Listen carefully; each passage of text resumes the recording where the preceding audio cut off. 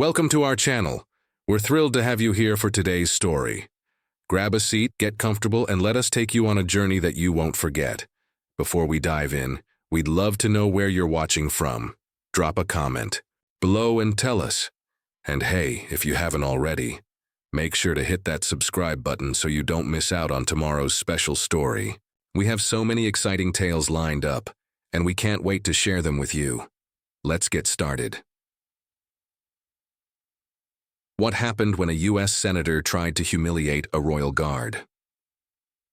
It was a rainy morning in London, the kind of drizzle that clings to everything. Without ever really stopping, the motorcade, sleek and black, made its way through the towering iron gates of Buckingham Palace, moving with the precision only a diplomatic convoy could achieve. The cars shimmered under the soft rain, their glossy surfaces reflecting the grandeur of the palace, as tourists along the barriers eagerly raised their phones, hoping to catch a glimpse of the important figures inside.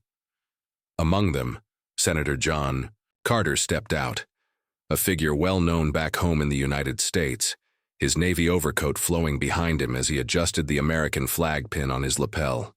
He didn't wait for the umbrella that was offered to him, too busy scanning the courtyard.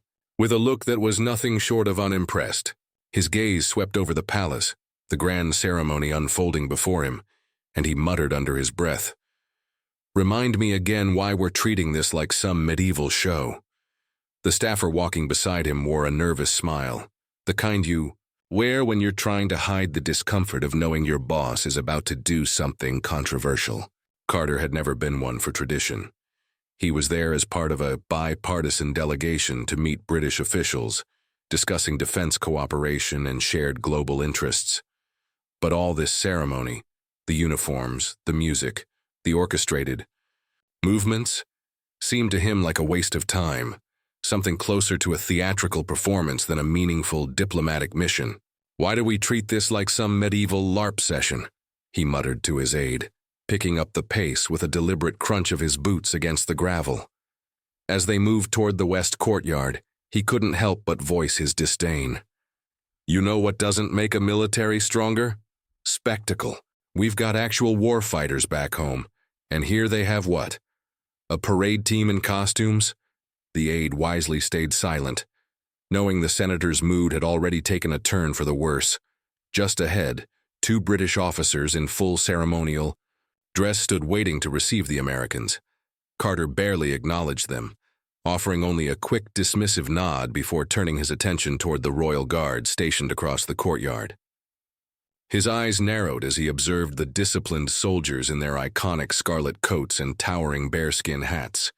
To Carter, they seemed like something out of a museum, static and unnecessary, not soldiers but symbols frozen in time. He exhaled, the cold air turning to mist before him. "Let's just get this over with," he muttered, more to himself than anyone else. What he didn't know was that the moment that would define his entire visit was just a few steps away.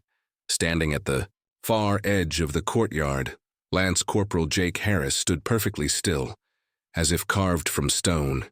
His immaculate uniform, the scarlet tunic pressed to perfection, his white-gloved hands resting on his polished rifle, he had not moved in over an hour.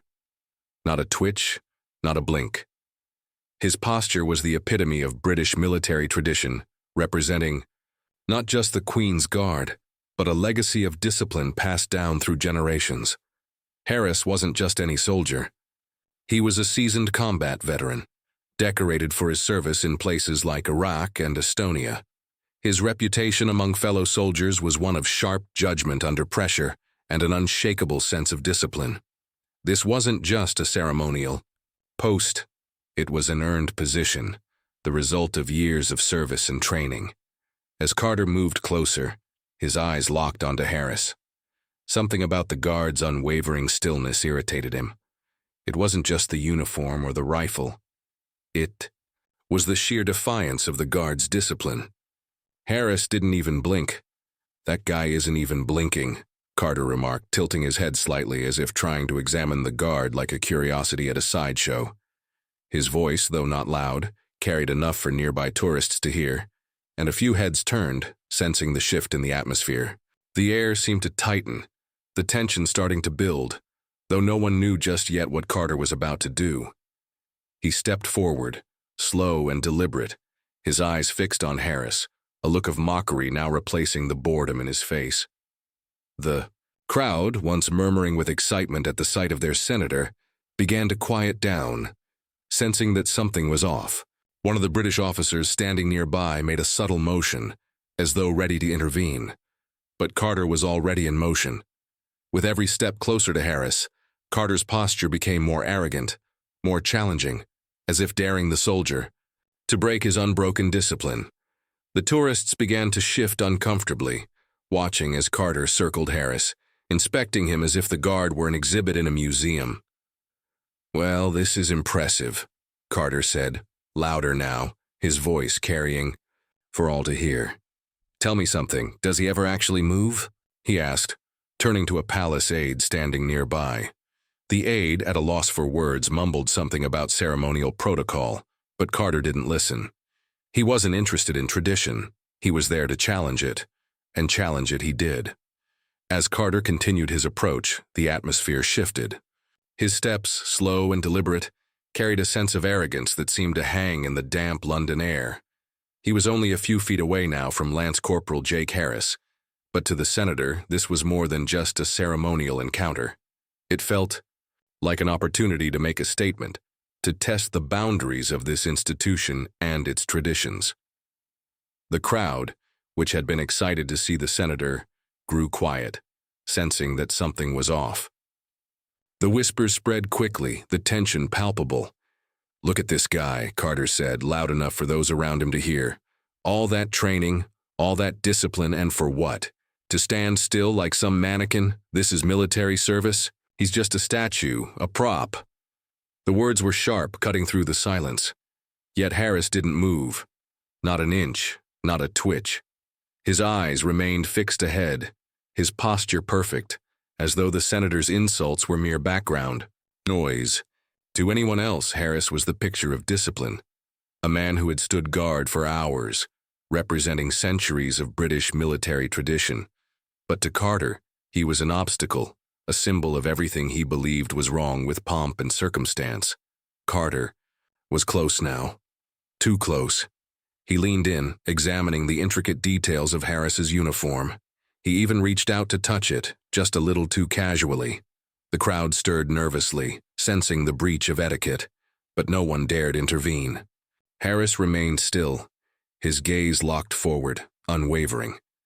"You know, I get it," Carter continued, a smug smile creeping across his face. "This is all about tradition, about keeping the past alive. But in the real world, it's not about standing still. It's about fighting, adapting. You're not going to get anywhere standing there pretending to be a statue." Still, Harris said nothing. He didn't flinch. The only sound in the courtyard was the soft drizzle of rain hitting the stones beneath their feet. Carter, growing increasingly frustrated, took another step closer. His chest was almost touching Harris's now, and yet the guard remained motionless. It was as if he hadn't even acknowledged Carter's presence, as though nothing could disturb his focus. At that moment, the crowd seemed to hold its breath. The tension was thick, building with every passing second.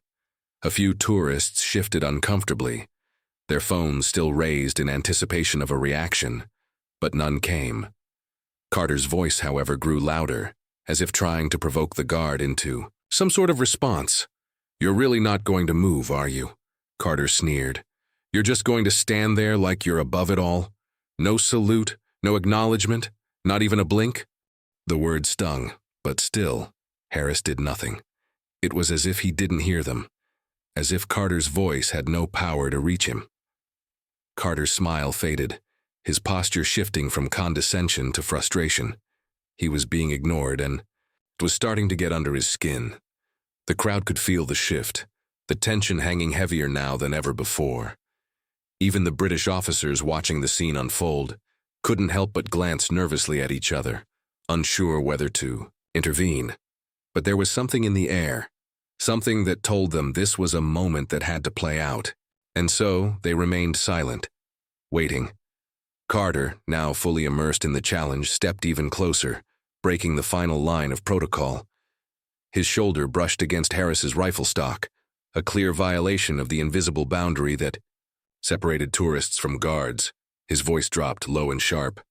"You're in the military, right? A combat soldier? Do you even understand what that means?" At that moment, Harris moved, not with aggression, but with purpose. In a single smooth motion, his left hand rose. Without a word, he gently but firmly removed Carter's arm from where it was hovering too close to his rifle. The movement wasn't rushed or defensive. It was controlled, deliberate. It was the response of a man who knew exactly what he was doing, and in that single motion, he had commanded the room's attention. The crowd inhaled collectively, their silence now broken by the realization that this wasn't a normal situation. Harris had not just resisted, he had taken control of the moment. And he had done so with the calm authority of someone who had seen and endured far more than anyone could imagine. Carter blinked, momentarily caught off guard by the precision of Harris's actions. He had expected defiance, an outburst, something to validate his challenge. Instead, he was faced with the kind of quiet, unshakable discipline he had never encountered. His words, once so sharp and sure, seemed to lose their edge. Harris's voice, when it came, was calm, almost surgical in its clarity. "Sir, you are in direct violation of standing palace protocol regarding interference with ceremonial personnel." The words rang out, clear and measured. There was no shouting, no anger, just the undeniable authority of a soldier who understood his duty better than anyone else in that courtyard. The silence that followed was more powerful than any speech. Carter stood there, stunned, as Harris continued, his tone never wavering. "I must respectfully instruct you to return to the designated visitor's path." It was the ultimate statement of authority, and in that moment, Carter realized that his arrogance had met its match. Carter stood there, caught in the stillness that followed. For a moment, time seemed to slow. His mind raced, but his body remained frozen. He had expected defiance, a reaction, anything that would validate his sense of superiority. But instead, he was faced with something far more unsettling. Harris had not raised his voice, had not moved an inch until the very moment he needed to, and now, with his arm gently moved away from the rifle, Carter was left with nothing but a sharp, undeniable reminder of his own miscalculation. The crowd, sensing the shift, watched with bated breath. The tourists who had been snapping pictures in excitement earlier were now frozen in place, some unsure of what to make of the scene unfolding before them. Even Carter's aides standing behind him seemed to hesitate, their discomfort growing, as they realized their boss had stepped far beyond the boundaries of acceptable behavior. They exchanged uneasy glances, but none of them dared to speak up. For Carter, this moment was a jarring realization. He had crossed a line, and Harris's reaction, or rather lack of reaction, made him feel like a fool. It wasn't just the stillness, it was the absolute control, the discipline that emanated from Harris. The guard wasn't just doing his job, he was embodying something far deeper, a respect for tradition, for the duty he had been entrusted. Carter's mocking remarks and probing questions had no power over him. "You're really going to stand there, aren't you?" Carter muttered, his voice no longer confident but strained. He straightened his posture, attempting to regain some semblance of control, but it felt hollow. Harris's quiet authority had robbed him of his usual bravado. The quiet buzz of the crowd lingered, tension hanging in the air. Carter took a half step back, his eyes locked on Harris. He tried to mask the unease creeping up his spine, but it was clear from the way he fidgeted with his jacket and adjusted the American flag pin on his lapel that he wasn't handling the situation as well as he had hoped. Then, just as quickly as it had started, it became clear. This wasn't going to go according to Carter's script. He had expected a breakdown of protocol, perhaps a confrontation, something that would give him the upper hand. Instead, he was face to face with a man who had been through battles, who had endured the harshest of circumstances, and who now stood before him with the calmness of someone who had seen it all, and more importantly, someone who had nothing to prove. The air thickened with tension as Carter's mind searched for another angle. He wasn't used to being outmaneuvered, especially not by someone in ceremonial dress. The silence between them seemed to grow heavier, almost suffocating, as if the space between them had expanded into a battleground of wills. Carter's voice, shaky now, was louder than before, but it had lost its edge. "I don't know what you think you're proving," he spat, his words barely concealing the frustration bubbling beneath the surface.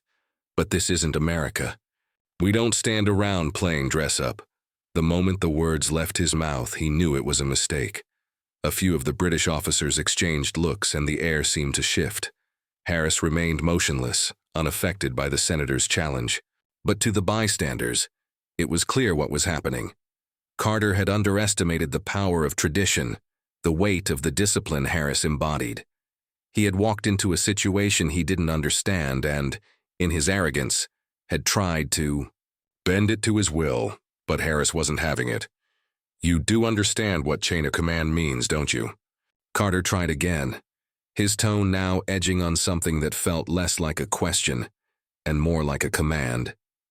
He leaned in, closer than before, so close his shoulder brushed against Harris's rifle. The audacity was there, but so was the doubt, the creeping realization that this was no longer just a battle of words. He was dealing with someone who wasn't going to engage in a power struggle. Harris was a man of action, of silence, of resolve. And then the moment came. Harris's calm voice sliced through the tension like a knife. "This is a breach of palace protocol, sir," he said, his voice steady, his words clear and measured. "I must respectfully instruct you to return to the designated path." The shock of hearing Harris speak, after all the silent resistance, hit Carter harder than he had expected. He opened his mouth to respond, but the words didn't come. For the first time, he was speechless. Harris, with that single sentence, had taken the power from Carter's hands and returned it to the institution he had so carelessly mocked. The crowd, sensing the shift, grew quieter. Some of the tourists, now realizing the gravity of what had just happened, slowly lowered their phones. A few British veterans who had been watching the scene unfold exchanged glances, their faces showing a mixture of respect and quiet pride. Carter, still standing too close to Harris, felt the weight of his actions. The game he had started was over, and he had lost. In that moment, Harris's authority had been established not through force, but through the kind of quiet strength that could never be challenged. Carter stepped back, his jaw clenched, not sure what to say.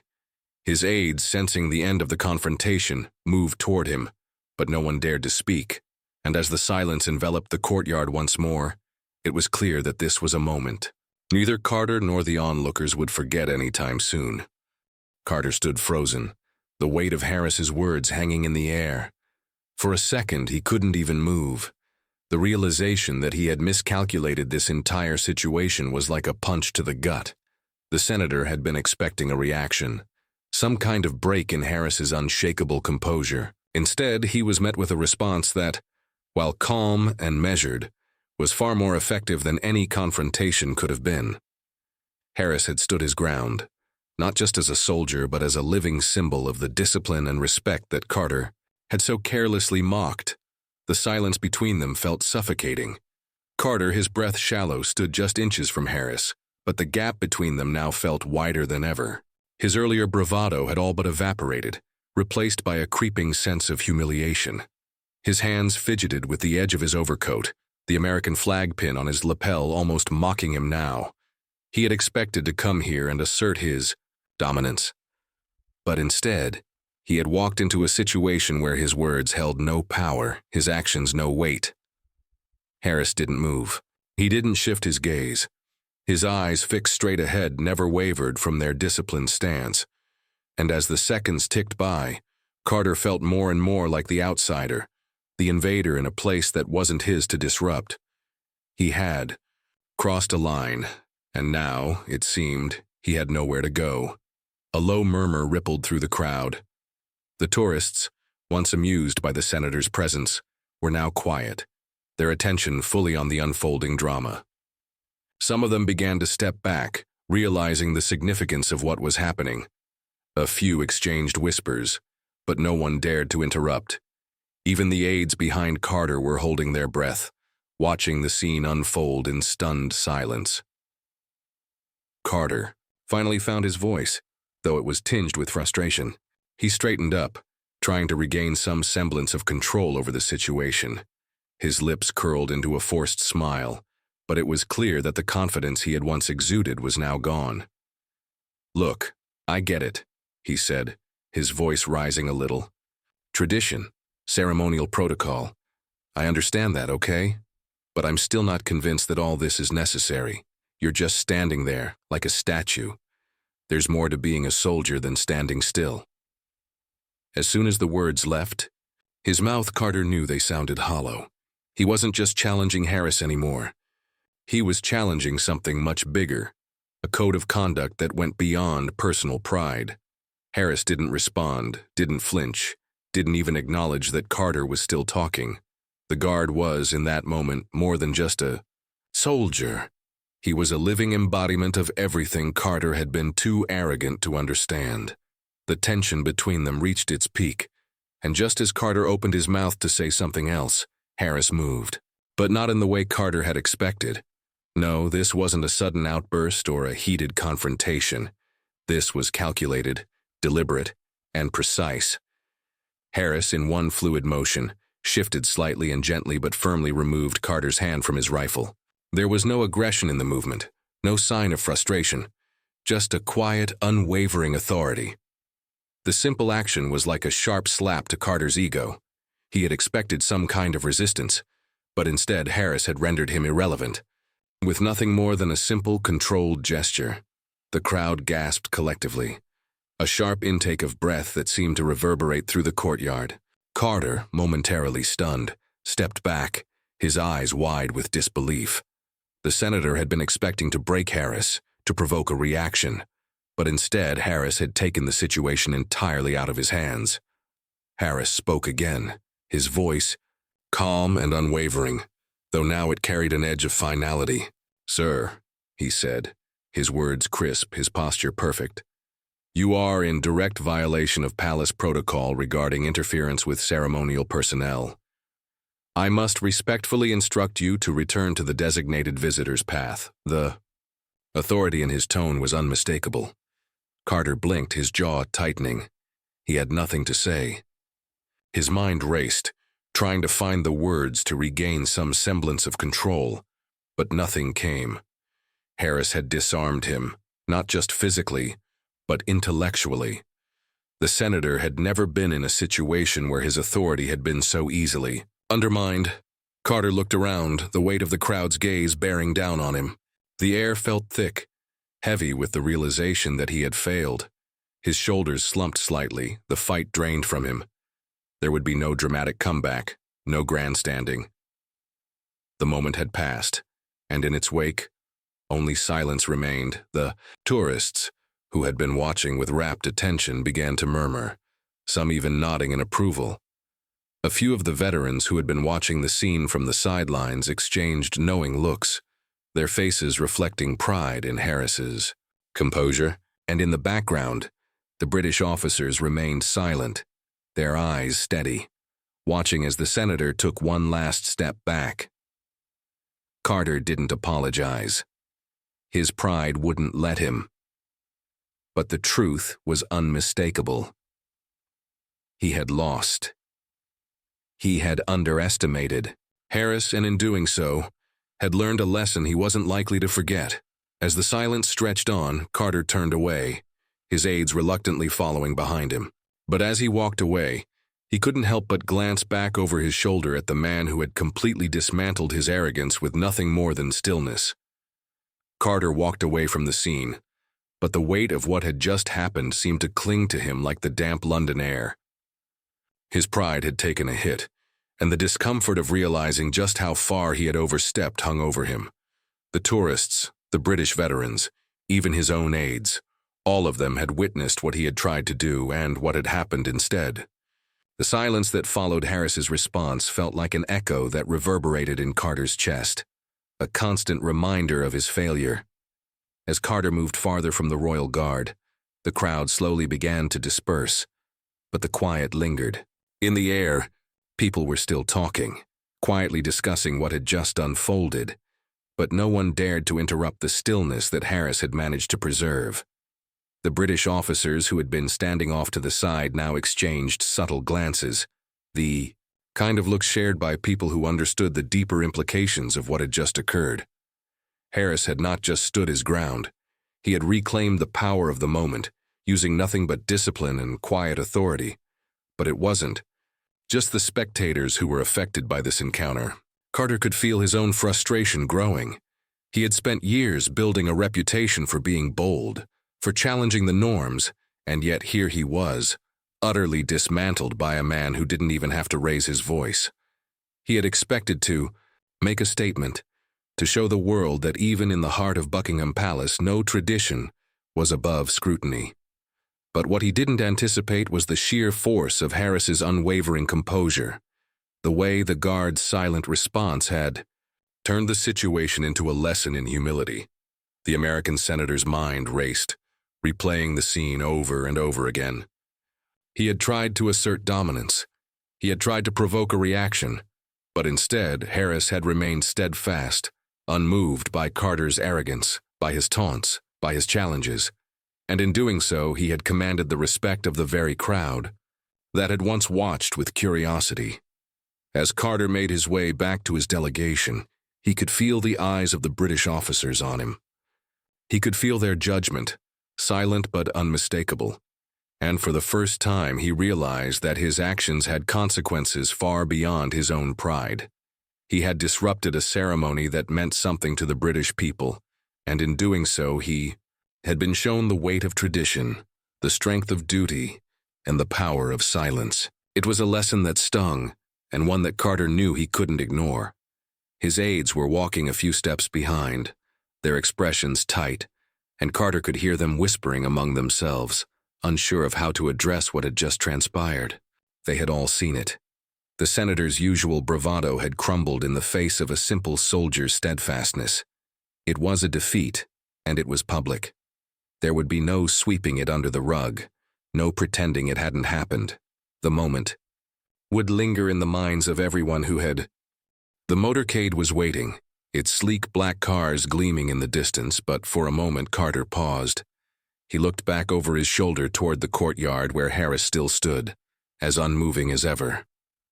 The guard's posture, flawless and unwavering, seemed almost like a symbol now, not just of tradition, but of something deeper. It was a symbol of the discipline that defined the British military, the kind of discipline Carter had always dismissed as old-fashioned, unnecessary. But now, in the quiet aftermath of the confrontation, he couldn't help but wonder if he had been wrong all along. Harris had not just held his position, he had redefined the very idea of power. In that moment, power wasn't about dominance or bravado. It wasn't about forcing someone to submit or acknowledging your superiority. Power, as Harris had shown, was about control. Control over your actions, your emotions, your presence. It was the quiet strength to stand still, to remain unmoved by the world around you, even when challenged. Carter didn't want to admit it, but he knew deep down that he had learned something today, something he hadn't expected to. And that realization weighed on him more heavily than any loss of face or political defeat. As he climbed into the back of the motorcade and the EU doors shut behind him, Carter felt the weight of the silence follow him inside. He had been put in his place, not by force, but by the unshakable stillness of a soldier who knew exactly what it meant to stand firm. And though he didn't speak, his aides' cautious glances told him everything he needed to know. They, too, had witnessed the lesson, and it was one they would not soon forget. What do you think about what happened between Senator Carter and Lance Corporal Harris at Buckingham Palace? This intense moment shows just how powerful discipline and silence can be. Do you believe Carter was out of line in trying to provoke Harris, or do you think he was just testing the boundaries of tradition? Harris remained absolutely still, unflinching in the face of Carter's mockery and challenges, and in doing so, he taught us all a lesson in respect, duty, and personal strength. Now, we'd love to hear your thoughts. What do you think about the clash of cultures here? Should international visitors respect local traditions more deeply? Or is it okay to challenge them in the spirit of discussion? Did Carter push too far? Or was he simply unaware of the gravity of the situation? Drop your comments below, and let's get a conversation going. We're genuinely interested in hearing what you think. Your perspective matters, and we want to hear how you feel about respect, power, and tradition in situations like this. Don't forget to share your thoughts. And if you haven't already, hit that subscribe button to keep up with more compelling stories just like this one. Let's talk.